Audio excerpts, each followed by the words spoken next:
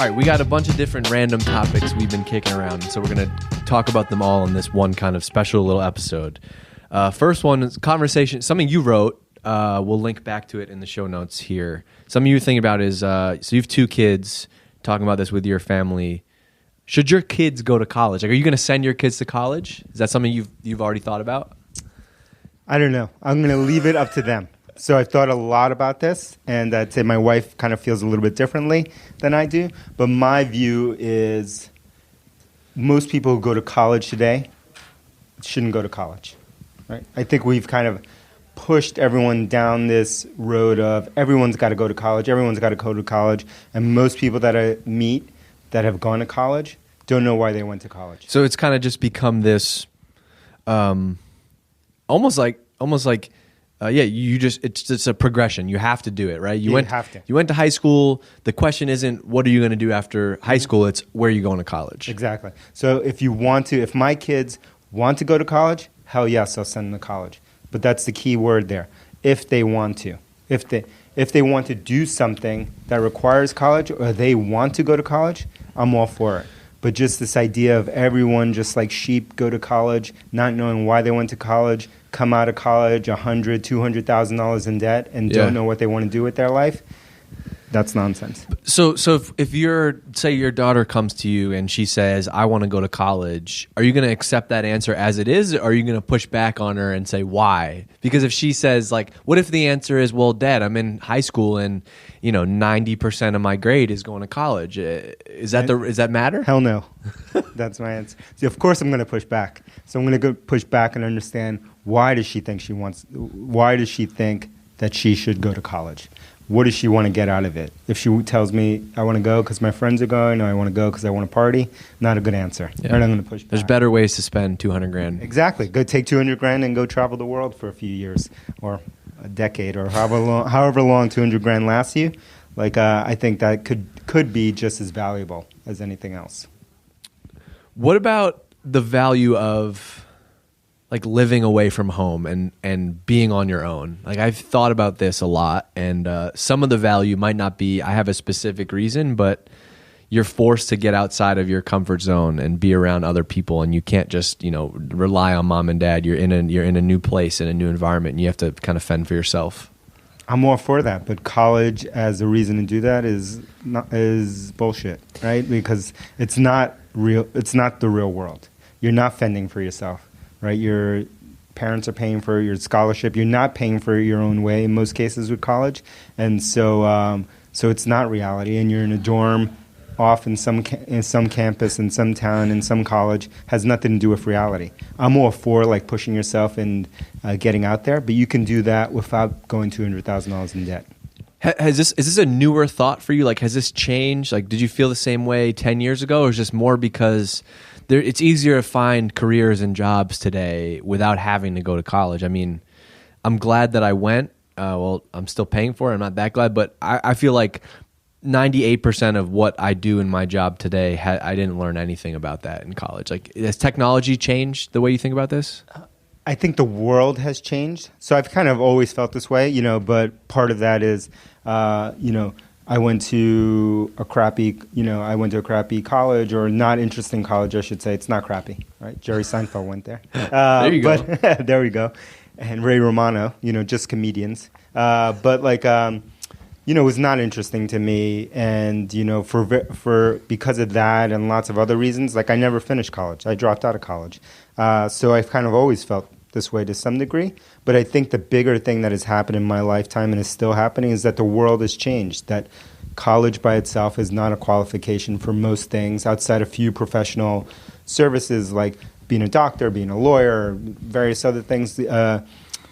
Kind of just this idea of this college bringing you to a white-collar world and just having a generic job as a manager or some, I think, that's no longer valid. Yeah. So the world is changing to a place where you need to stand out, and you need to not just go through this process where you're not thinking, and at the end of it, you're going to be in some employment officer's room hoping that someone picks you to go get a job, right? It's funny. One of the things that we were talking about recently was Chris Sacca had a whole thing about who he invests in and their investment thesis, and one of their criteria was has this person had a shitty job? Yep, I love that.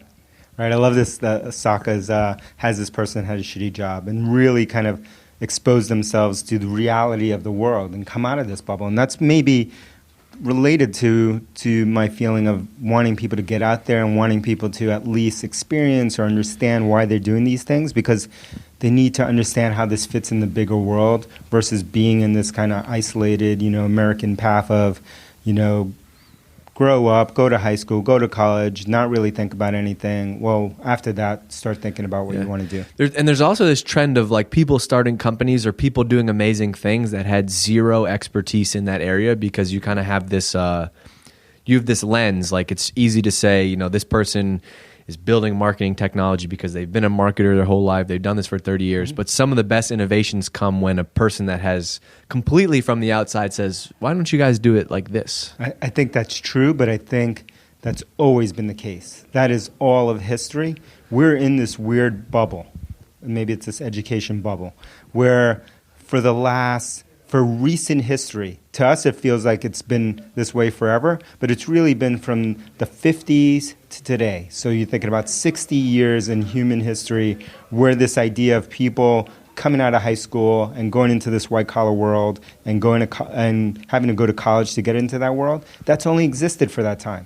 Right? For thousands of years, there was never this thing, right? And people were inventors and painters and builders and creators and scholars, but never had to go through this process. We're looking at this last 50 to 60 years and thinking this is the way it's always been and this is the way it's always going to be. Yeah. No, we're just coming in and out of a little bubble that's only lasted for a short amount of time. All right, I'm excited to see people tweet at you at dcancel for thoughts about bring the hate going to college. So do that. Next topic. The difference between rich friends and poor friends, or just the way that the different things that they do. Tell me about what you've noticed. Yeah. Rich friends. Other than the fact they have more money. Yeah. So rich does not mean rich in terms of dollar bills, although that might be cool too if that's what you care about. Rich could be in terms of education, experience, whatever it is that you value, right? Wealth is measured in whatever is relevant to you. Does not have to be money. So I think there's this concept of rich friends, poor friends, and much like the book, Rich Dad, Poor Dad, right? So I'm going to go out and write this book now. Let's trademark this, Rich Friends, Poor Friends. And the idea is that you want to surround yourself with and have the worldview of rich friends, right? Those people that you know that are optimists, that are always thinking about what's possible, that are pushing the way that you're thinking, that are kind of opening your worldview. And we've talked about role models in a previous episode, but that can be role models for you, right? Those are rich friends. And then we all have poor friends, right? And poor friends are those naturally pessimistic. Naturally, the world's against them. Everyone's against them. Illuminati this. People against them. They can't get a job. Everyone's trying to screw them. Everyone's trying to bring them down. And those people, you don't want to be around. Because those people are going to be people that are going to, instead of being a role model, they're going to they're going to bring you down, right, to their level. And so you want to surround yourself with rich friends, not poor friends. So there's another analogy we'll talk about in a second that I want you to mention here. But one question about rich friends and poor friends. There was another thing that you noticed, which is the things that these people do with their time and their money. I think you've mentioned this to me before. Is that rich friends are they do more things with their money but they're really selfish and really protective of their time. Yeah, and so I think on some level, rich friends to me are the ones that have an abundant mentality. So they're always thinking about abundance, and they're willing to, in terms of money, spend more money, invest in their own education, give away more money to charities, like they're trying, because they have this mentality that it's going to come back to them, that the world is abundant. So that is your worldview as a rich friend is the world is abundant and I will get more.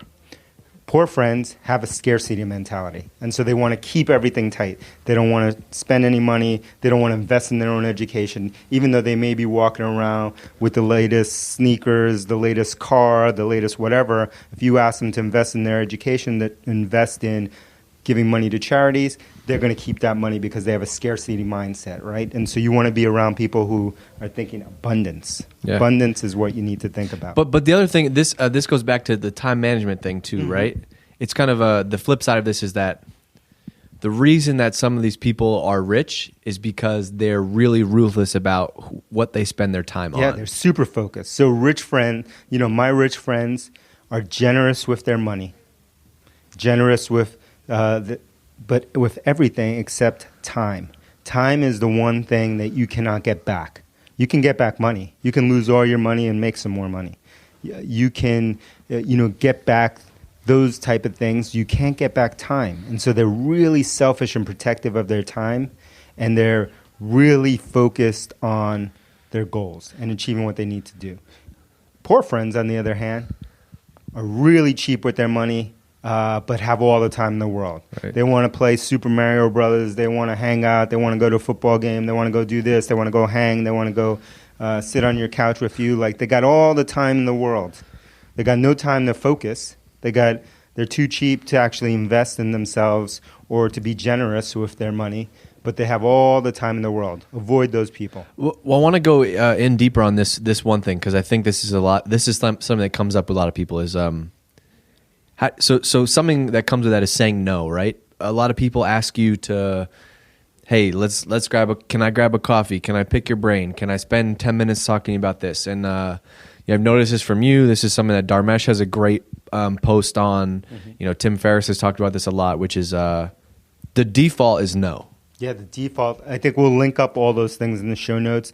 And Derek Sievers also has a fantastic post, actually the best post ever, better than all those. Do all respect due, which is called Hell Yeah or No. That's the name of his post. And in Derek's post, what he says is that he got to a place where he was just the same thing. Everyone wants 15 minutes. So just take 15 minutes. Just take 5 minutes. Let's just do a Skype call. Let's just meet. Let's just do coffee. Let's just do this.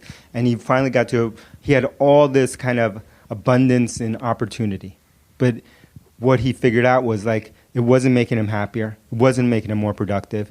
And he came up with this framework, which was, unless I say hell yes to something, I'm going to say no. So no yes, that would be cool. Yes, maybe. Hell yes. Right. Hell yes, I want to do this. Or I default to no. I wrote a blog post about this recently. It's something that I'm still struggling with. We all struggle with this. But, you want to help people, right? People have helped me. People have helped you. You want to go out and help people. But there aren't enough hours in the day, right? I have a company, I have a family, I have friends. I need to focus on myself. Yeah. I need to, spend more time reading. Yeah, I think the most underrated thing about that is on paper, a 20-minute, 30-minute coffee meeting, it seems easy, right? You have that, but what I'm starting to realize it's the time that it takes to switch gears, right? Yes. So if you're in the middle of working and then you leave to go for a coffee meeting. That's almost like an hour and a half of ramp up time, ramp down. Like, it's not just a 30-minute meeting. It's not. And it's not just a 30-minute meeting, so you got to ramp up, ramp down. And for the most times, people just want to talk. They don't really have an agenda. So you ask, oh, what are we going to meet about? Oh, I just want to talk about this. And in most cases, those people are really just talking to themselves out loud. And I don't even have to be there. So I have no value of being there. And I'm no guru that I'm going to have some magical wisdom that I'm going to give them. But if it was a specific ask, that might make that a little bit easier. Might make it a little easier, but these days I'm defaulting to no. I'm not meeting with anybody. Unless it helps Drift, it's part of what we're doing at Drift, or it helps my family, no, I have no time. Okay, last topic on this little threefer of random things today. You just mentioned this to me, and it's a good one, and it relates to what we were talking about here, with surrounding yourselves with the right people. Crabs in the bucket. That's all I can say. You got to take this one. It's called Crabs in the Pot. Crabs in the Pot. There you go. And it's an old story, and I love this story. So if you've ever cooked crabs, the way you usually cook crabs is you get a big giant pot, you fill it with a little water, and you pour in a bunch of crabs. Those crabs are still alive when you put them in the pot.